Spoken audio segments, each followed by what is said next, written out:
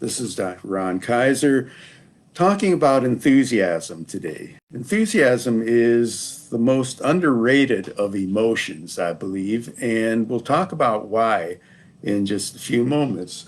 First of all, I do want to point out I've got a whiteboard. The sun is shining on it, so I'll go over it, but just wanted you to know this isn't a low budget presentation today. We've got the hardware and stuff like that.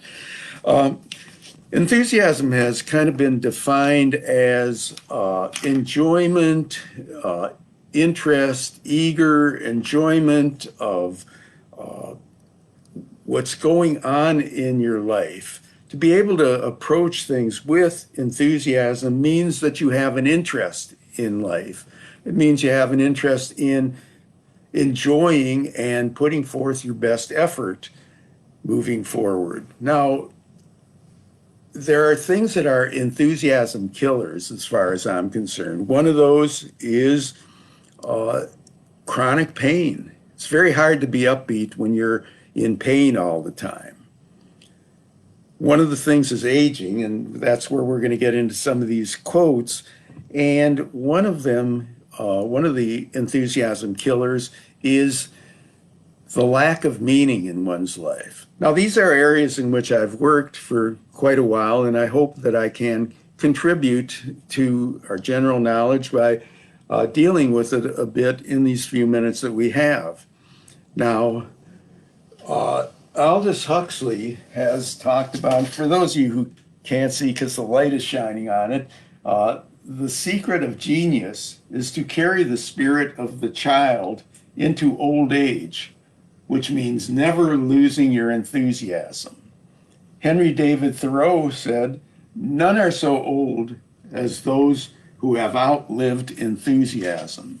So they have recognized that enthusiasm really has a major impact on whether you are going to feel old or young, whether you're going to feel vital or blah, whether you are going to be your most productive self. And that's our goal just generally, is to try and be the best person that we can, the best versions of ourselves that we can.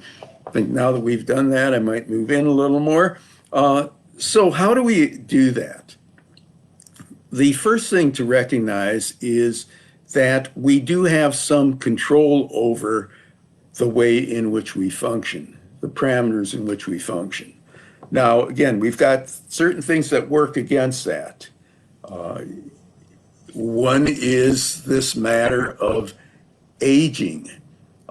And you know that I do a fair amount of work with aging, and I'm going to have a webinar on this and addressing it in the next, week or so. I guess it's next Monday if you sign up. We'll have the link on the Facebook page. But aging has historically meant kind of passivity, that when one reaches a certain age, you retire, get out the rocking chair, and that's it. You don't worry too much about enthusiasm at that point. It's not too much about to get enthusiastic about running out the clock. On the other hand, you can be very, very productive in the older ages. It's why some of us don't retire when we can. It's why some of us continue to do productive kinds of things. It's why some of us can develop hobbies, interests, new friendships, new learnings, and in some cases even new ways of functioning in the world of work. So it can be a great time. The second half century of life can be a great time, and we'll explore that more in the webinar and in other kinds of situations.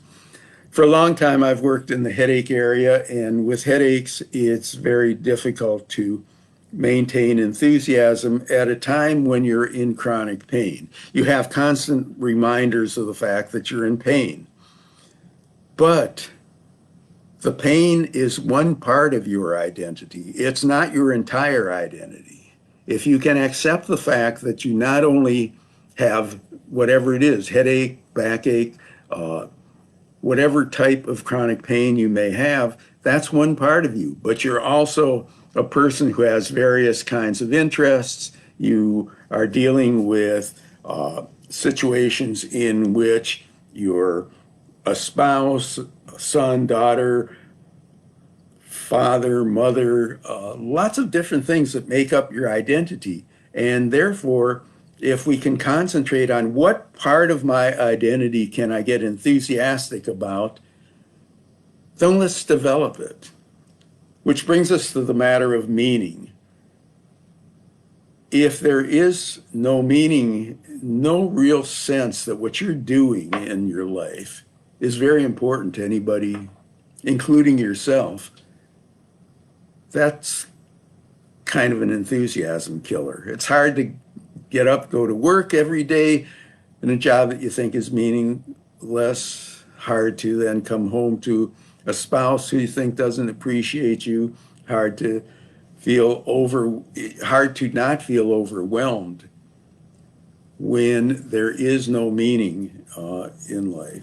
So realistically, what we want to be able to do is address how do we make enthusiasm be up here, I guess up here, and meaning providing that enthusiasm be right there, while the negatives are in a lower portion of your life. People aren't born more enthusiastic or less enthusiastic. Circumstances conspire sometimes to make people more one way than the other. But you have a great deal of ability to control what the situation is, and it stems from recognizing that your thinking comes before your feeling. So how do you think enthusiastically? How do you be able to go out and say, it's not, hey, I'm going to be enthusiastic. It's more basic than that. It's what is it that appeals to you? What is there inside of you that you enjoy doing? But maybe you subverted it.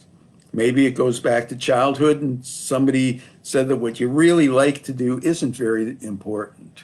Maybe you're not regarded as being very important in your workplace or other places in your life. It is very important to take charge of your life. And now I'm speaking even more specifically to those in the second half century of their lives. There are things that can be done to be able to recapture that sense of enthusiasm that other people have.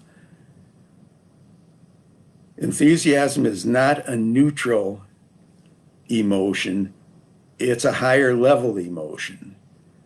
Higher level of emotion that requires intensity, eagerness, enjoyment, and so on. If you are finding that some aspect of your life is missing that, including if you look forward to the future and are anticipating not really great stuff going on, I encourage you to join us at the webinar on dealing with all this kinds of stuff and leading your life more enthusiastically, approaching the second half century of life in a manner that will be productive and helpful and make you desire more. Then join us at the webinar. Get on the Mental Health Gym mailing list and you'll be able to get all these announcements, plus they will be on social media. So in the meantime, remember, enthusiasm is an emotion. It's an underrated emotion. It's an emotion you can do something about, but you can't just think, hey, I'm going to be enthusiastic. You have to reach into the depths of your personality and see what do you really like.